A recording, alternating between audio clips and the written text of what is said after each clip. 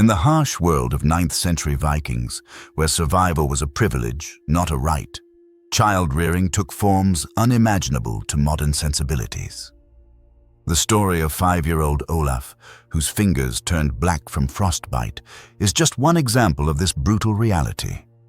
Olaf's father, Ragnar Eriksson, refused to let his son back into their home, leaving him naked in the snow for 3 hours as punishment for crying during sword practice. Olaf's blue lips and trembling body, unable to stand, did not move Ragnar. Viking law was unforgiving. A father who raised a weak son deserved a shameful death. Only when Olaf lost consciousness did Ragnar drag him to the fire. Driven not by mercy, but by pragmatic calculation, a dead child could not become a warrior. In those times, this was not considered child abuse. It was the harsh norm of life. Every Viking child who survived to adulthood endured physical trials for which parents today would face years of imprisonment. These were not random acts of cruelty, but systematic training methods designed to forge individuals capable of surviving in a world where weakness meant the demise of an entire family. Childhood was built around a simple yet brutal principle. If a child could not cope with pain, cold, hunger, and fear, at a young age, they would not survive into adulthood. Modern child psychologists would call this abuse, but Vikings considered it education. Olaf's cold hardening began at age 4. All Viking children, regardless of gender, were intentionally exposed to low temperatures from this age. Parents stripped their children naked and forced them to stand outside in temperatures as low as 4 degrees. 20 degrees Celsius. Children were forbidden to cry, move, or ask to go inside. If a child begged for warmth, their time in the cold was doubled the next day. However, cold training was not the most terrifying ordeal. Viking parents believed that children unable to tolerate pain would grow into adults unable to endure the agony of battle wounds. From age 5, children underwent daily pain threshold tests. Parents pinched their skin with heated tools, twisted their arms behind their backs until joints cracked, and made them hold burning coals with bare hands. Crying during these trials resulted in double the punishment the next day. Parents meticulously tracked every sign of weakness. A child who cried 3 times in a week might spend the next week sleeping in the snow. Leniency towards children was met with public condemnation and sometimes even outright exile. Children had their fingernails torn out with iron pliers, their hands branded with hot irons, and were forced to walk barefoot over sharp stones until they bled. Parents who refused such methods were considered weak and unfit to live in Viking society. During winter months, a typical Viking child ate once every 3 days. It was believed that those accustomed to regular meals would not survive the famines that periodically struck settlements. Adults consumed all the meat, vegetables, and dairy products.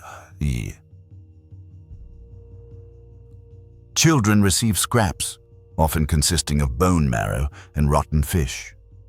Complaints of hunger or requests for more food were punished with beatings and a reduced portion the next day. Children who could not catch rabbits, fish, or birds with their bare hands went without food entirely. Parents calmly watched their children starve, believing it was not cruelty but preparation for adulthood, where survival depended solely on personal ability.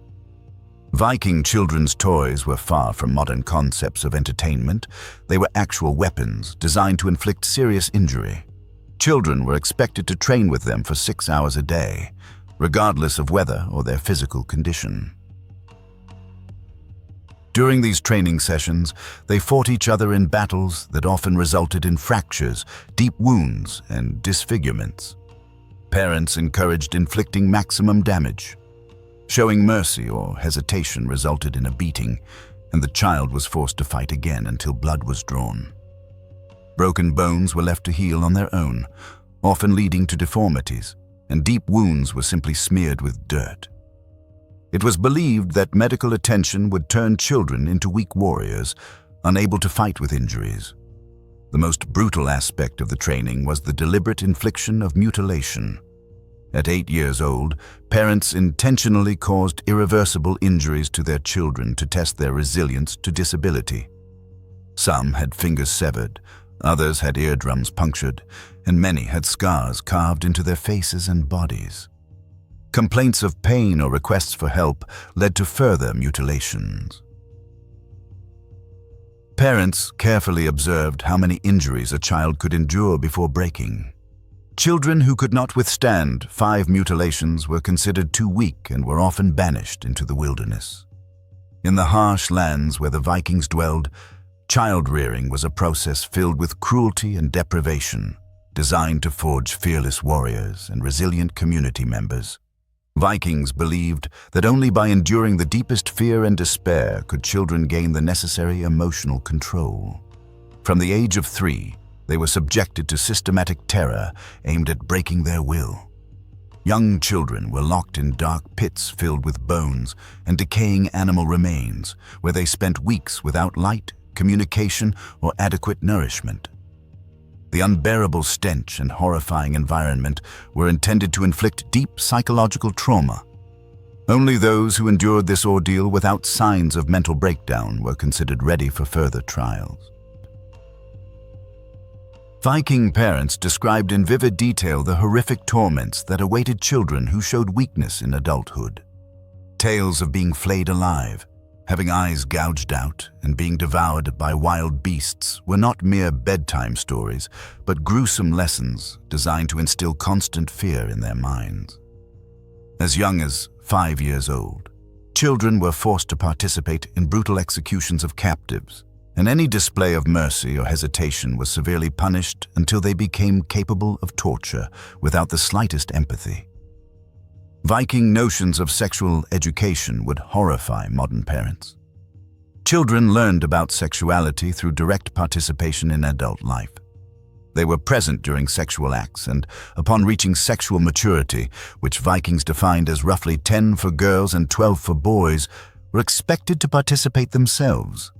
Girls who began menstruation were immediately considered ready for marriage and childbearing, regardless of their physical or emotional state.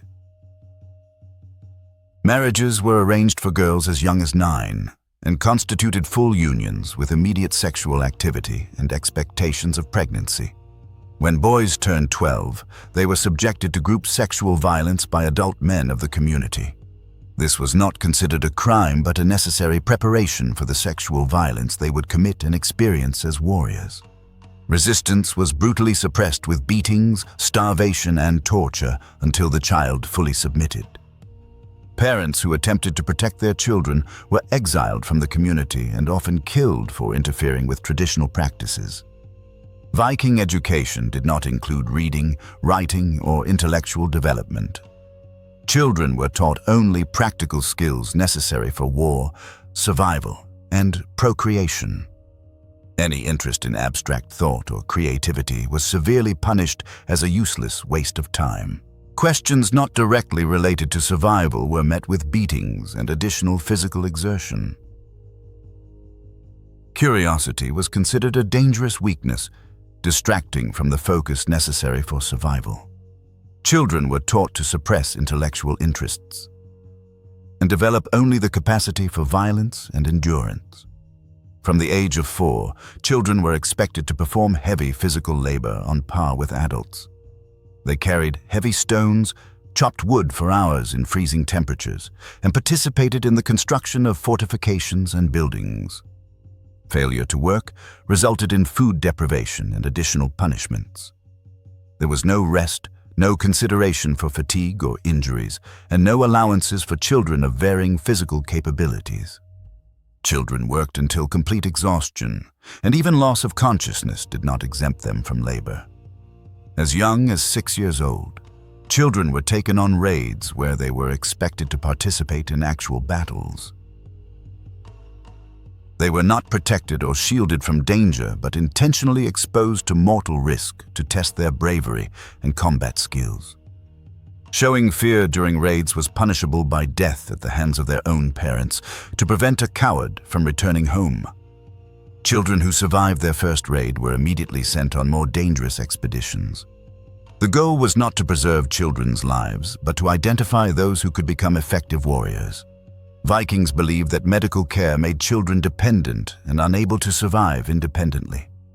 Sick and injured children were left to their own devices to either recover or die. Children with chronic illnesses or disabilities were abandoned in the wilderness soon after birth. Parents who showed weakness by keeping impaired children alive were often exiled from the community. This was not merely selective infanticide, but a systematic elimination of anyone who might demand resources without contributing to the community's survival. Dental problems, skin infections, and minor injuries went untreated until they became life-threatening. Children who survived serious illnesses without assistance were considered to have proven their fitness for life, while those who died from treatable diseases were deemed weak and unworthy of the community's resources. In the harsh Viking society, communal resources played a critical role in raising the younger generation. Children, barely born, faced trials that hardened their spirit and body.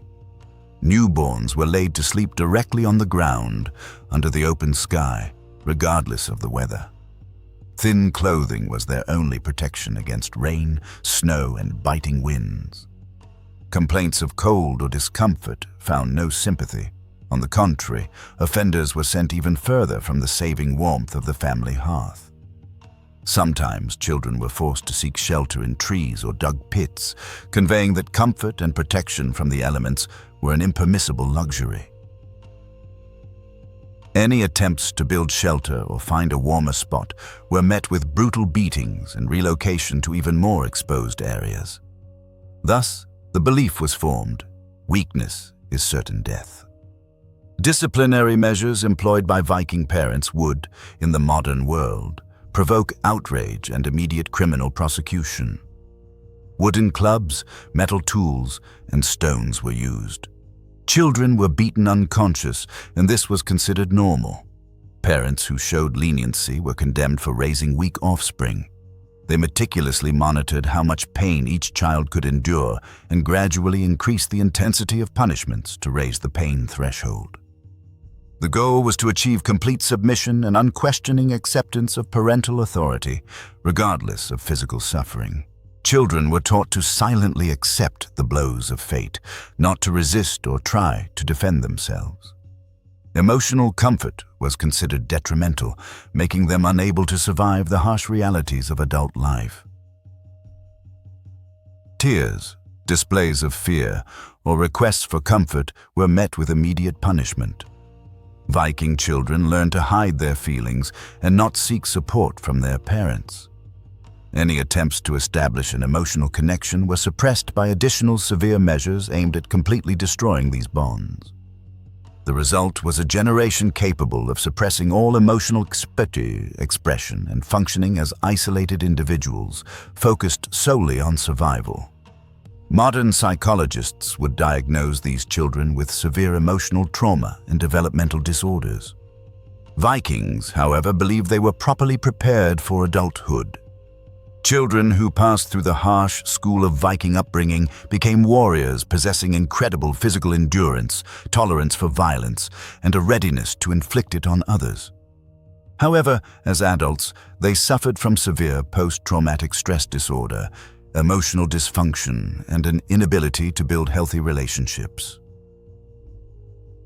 Viking society was a community of traumatized individuals who had learned to function despite deep psychological wounds. Frost-bitten fingers, a body covered in scars from intentional mutilations, suppressed emotions, the ability to go for weeks without food, a ruthless attitude towards enemies, inhuman endurance. This is the portrait of a typical Viking warrior. A modern parent would see in him a victim of systematic torture that continued throughout childhood. The difference in perception shows how much our understanding of childhood and personality development has changed over the last millennium. Viking child-rearing methods were effective in the context of their harsh environment and brutal society. Children who underwent this training survived where others would have perished.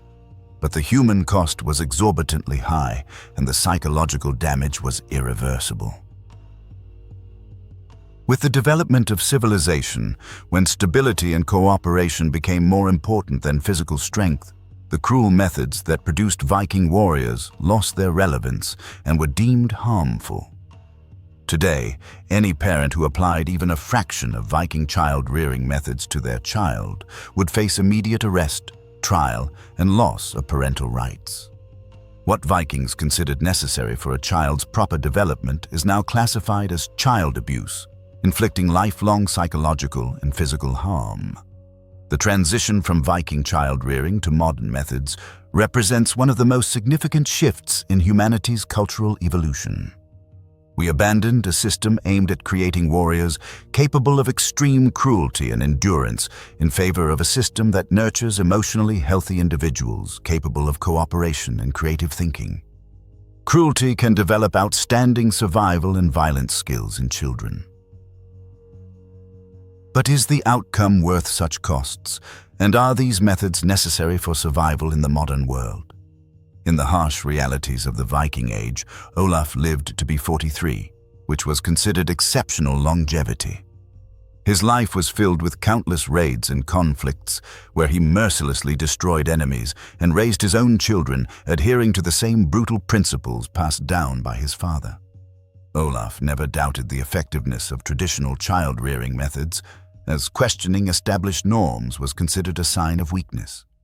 In those times, children were systematically subjected to severe trials in the name of preparing them for adult life, and parents, in turn, applied these methods, genuinely believing in their necessity. Only centuries later did humanity realize that survival was possible without the traumatic experiences of childhood. Modern parents, upon learning about Viking child-rearing methods, experience shock and revulsion. It seems incredible that such suffering could be systematically inflicted on children in a human society. However, Vikings were not sadists. They were merely responding rationally to harsh environmental conditions that demanded extreme measures for survival.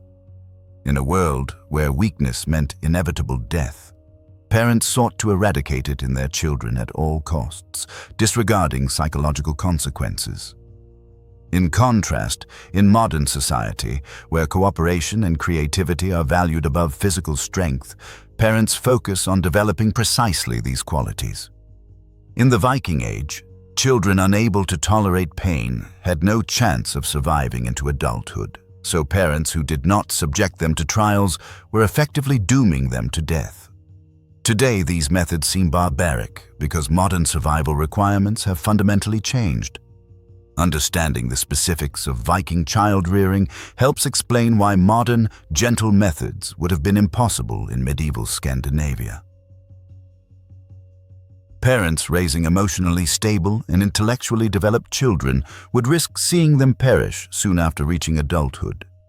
The harsh environment demanded psychological hardening as a necessary condition for survival.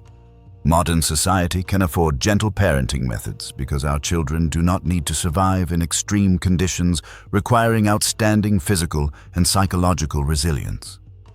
The challenges facing us have changed, and child-rearing methods have evolved accordingly. The people who endured Viking-style upbringing became the ancestors of modern Scandinavians, who now adhere to some of the most humane and supportive approaches to child-rearing. The descendants of those who were systematically subjected to cruel treatment became advocates for children's rights and proponents of emotional education.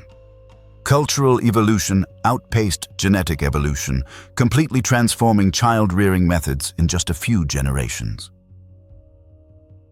This astonishing transformation proves that human behavior in parenting is highly adaptive and responds quickly to changes in the environment.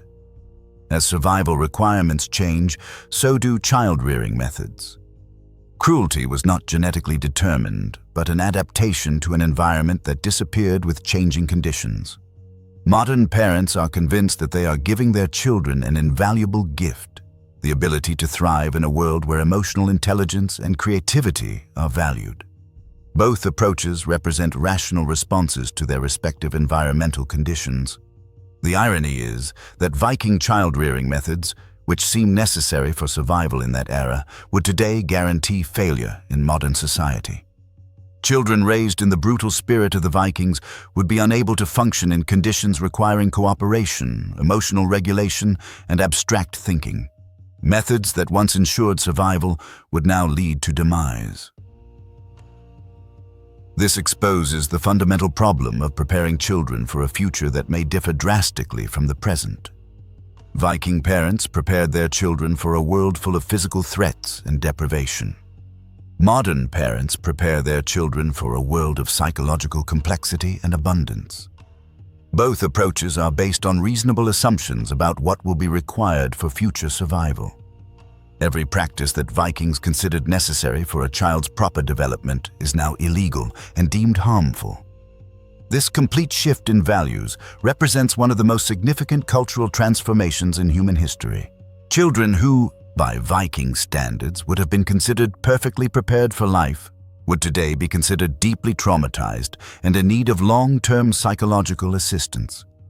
Children who, by Viking standards, would have been deemed hopeless, now thrive in the modern world. The definition of successful child development has changed dramatically. Methods that shaped an entire civilization for generations disappeared without a trace when they ceased to be necessary for survival. This demonstrates both the adaptability of human culture and the powerful influence of the environment in shaping behavior from generation to generation. Today, the very idea of intentionally harming children, both physically and psychologically, is met with repulsion. For Vikings, however, living in harsh conditions, raising children without such preparation would have seemed an unforgivable negligence, depriving them of essential survival skills. The moral principles guiding child rearing have undergone radical changes, as have practical methods, leading to the formation of two entirely different, incompatible perspectives on human development. These approaches, like those of the Vikings, represent an adaptation to the specific environmental conditions in which children were raised and grew up. It is entirely possible that future generations will look upon modern parenting methods with the same mixture of horror and understanding with which we now evaluate Viking practices. Nevertheless, the transition from a system based on brutality to one founded on care and nurturing is an undeniable step forward in the development of human civilization. We have come to realize that survival is possible without destroying childhood, and that children can be prepared for the challenges of adulthood without inflicting psychological trauma.